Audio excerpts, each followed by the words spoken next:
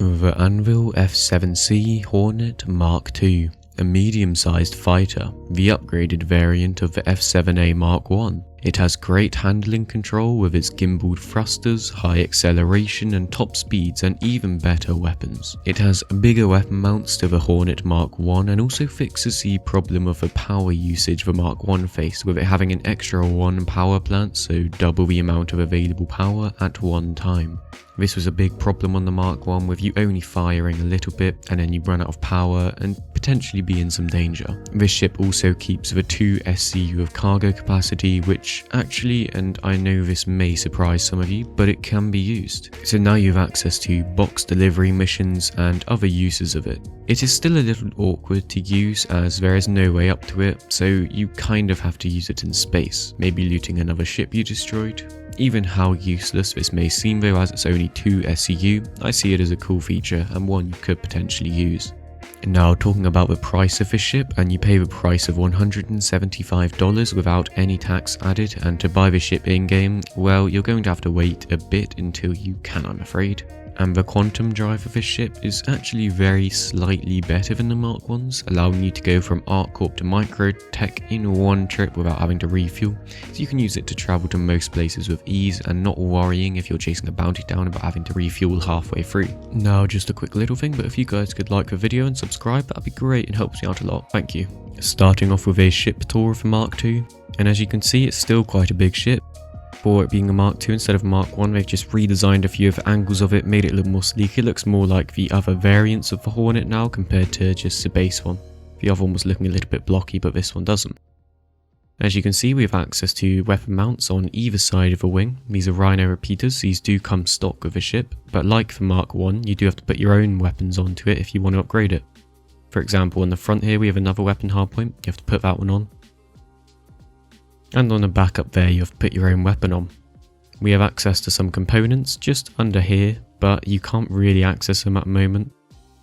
You have your big thruster at the back, and a bunch of gimbal thrusters located all throughout the ship. Before, these gimbal thrusters were actual moving parts, even though they still are, but they were quite a lot movable more. They're still just as cool and quick though. To enter the ship you go to the left side here. You have access to different options. You have some external storage as well, or internal external storage on here just here. And then if we just enter the pilot seat like so.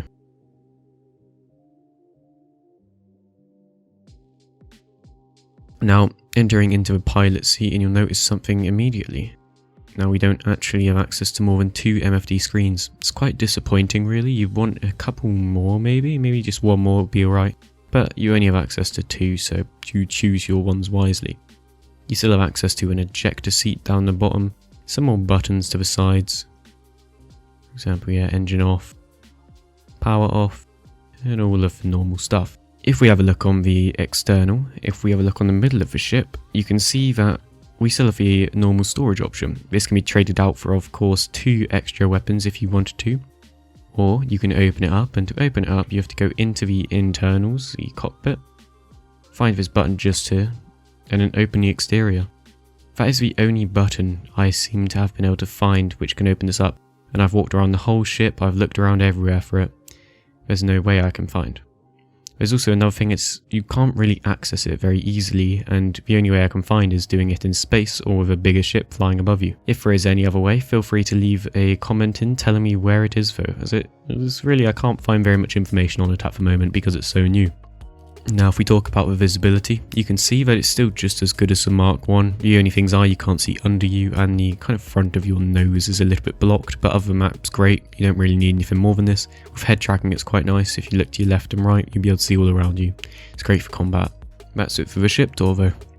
Now let's move on to the combat usage, and for weapons this ship has access to 2 sized 4 weapons. These are non-gimbaled and are ones that come with stock. These are the Rhino laser repeaters. You also have access to 1 sized 3 slot on the nose, but you could gimbal this and turn it into a sized 2 slot but have it gimbaled. You also have access to the iconic turret on the top of the ship. This is a sized 5 gimbal, with it turning into 2 sized 4 weapons. Personally, I don't like the look of it on the top mount being used, and it also reduces the amount of power usage you have spare, so do keep that in mind as you may turn it into a problem like the Mark 1 had. If you go ahead and do use a weapon up there though, you will deal a massive amount of damage to the enemy, especially if you turn it into maybe a ballistic weapon instead of lasers as a backup.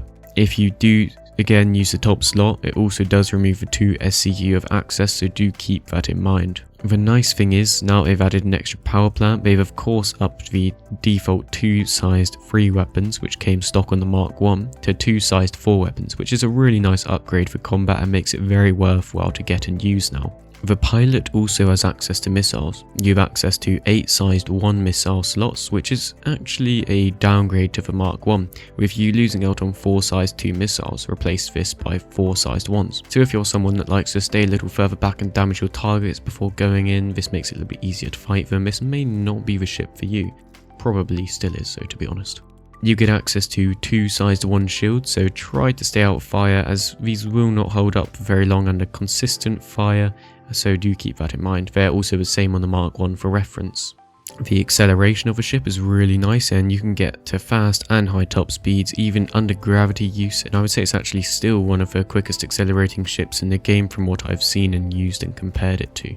The handling of the ship is also really good as it has its gimbal thrusters which assist you in turning and accelerating by automatically rotating to the optimal angle of use, so very helpful and worthwhile having in my opinion. Now it's time to look at a personal review / overview of this ship, and it feels like a very nice upgrade to the Mark 1. It's nice that we now have access to the cargo without having to be on a trading terminal, and that the power usage has been fixed in a way that even though you can still mess it up by using a higher power weapon, you most likely won't. The speeds, maneuverability and handling still feel kind of the same, but I think it's said that you get higher SCM speed. The look of the ship is really quite nice now, and even though the old one had a style of its own, this one reminds me of a different kind of ship, like the other Hornet variants. I feel that they should definitely address the issue of it only having 2 MFD screens, if they can sort that in any kind of way, but it might just be me thinking of a different situation and it's actually only made for 2. Let me know down below though if you've picked one up, and that's me, Duffer out. Thanks for watching.